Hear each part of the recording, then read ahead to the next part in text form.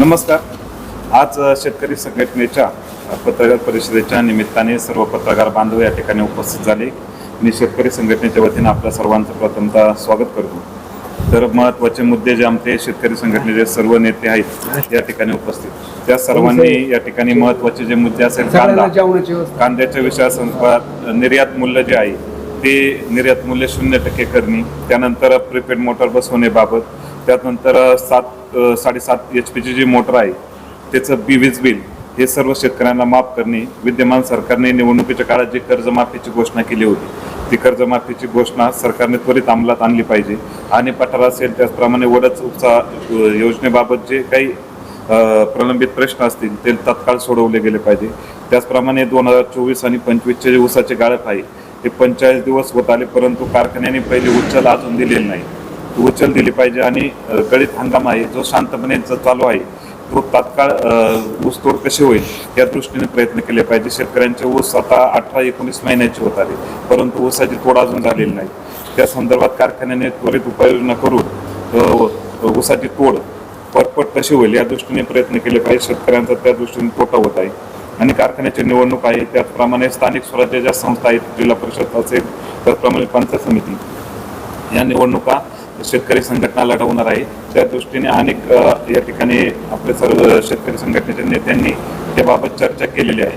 हे सर्व विषय होत असताना आज आपण जर भारत हा देश कृषीप्रधान आहे, परंतु कृषीप्रधान देश असताना भारताची एकूण लोकसंख्येपैकी जवळपास 60-70% आपण ढोबळपणाने सांगितल्यावर शेतीवर आधारित लोकसंख्या आहे, परंतु 55% तरी लोकसंख्या ही शेतीवर आधारित आहे.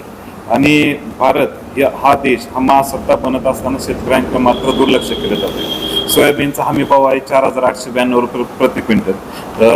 आपल्या माननीय मुख्यमंत्री देवेंद्रजी फडणवीस यांनी देखील विधान भवनात अनेक वेळा सांगितलं आम्ही हमी भावाप्रमाणे सोयाबीन खरेदी करत आहे, परंतु आपल्या सर्वांना याची कल्पना आहे जुन्नर तालुक्यात 40-42 रुपये प्रति किलोने सोयाबीन खरेदी केली जाते. जर 48-49 रुपये हमी भाव असताना कुठलंही खरेदी केंद्र 49 रुपये हमी भावाने त्या ठिकाणी सोयाबीन खरेदी करत नाही. मग जर नाफेड असेल, कृषी विभाग असेल, त्याचप्रमाणे ह्या संदर्भात ज्या ज्या काही यंत्रणा शासकीय यंत्रणा आहेत त्या संदर्भात काम करताना दिसत आहेत का? तर दिसत नाही. म्हणजे शेतकऱ्यांच्या बाबतीत पूर्ण दुर्लक्ष केले जाते. आज शेतीच्या 1 तारखेपासून 1 जानेवारीपासून DAP 1846 असेल, 1026 असेल यांचे 200-250 रुपयाने खतांचे दर वाढवणार आहेत. तर शासन जर जे शेतपीक आहे आज फ्लावर 5 रुपये किलोने जाते, म्हणजे 2 आणि 3 रुपये प्रति कांदा, म्हणजे प्रति नग 2 आणि 3 रुपये दराने आपल्याला फ्लावर आता शेतकऱ्याला भाव मिळतोय.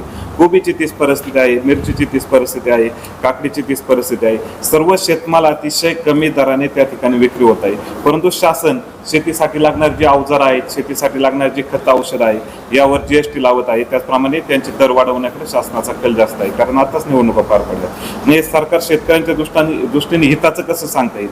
तर शेतकऱ्यांच्या शेतीसाठी जे काही खत औषधं असतील, त्याचप्रमाणे शेतीसाठी लागणारे जे काही यंत्र सामुग्री असेल यावर शासनाने GST कर हा माफ केला पाहिजे. कारण तुम्ही हमी भाव देऊ शकत नाही तर शेतकऱ्यांना त्यांच्या मनाने त्याची मालाची विक्री करता येईल, शेतकऱ्याला निर्यात करता येईल शेतमालाची. ह्या दृष्टीने शेतकऱ्याला सरकारने प्रोत्साहन दिलं पाहिजे. त्याचप्रमाणे शेतीमाल जास्तीत जास्त कसा निर्यात होईल या दृष्टीने शासनाने प्रयत्न केले पाहिजे, अशी आमची सर्व शेतकरी संघटनेची या ठिकाणी प्रमुखची मागणी आहे.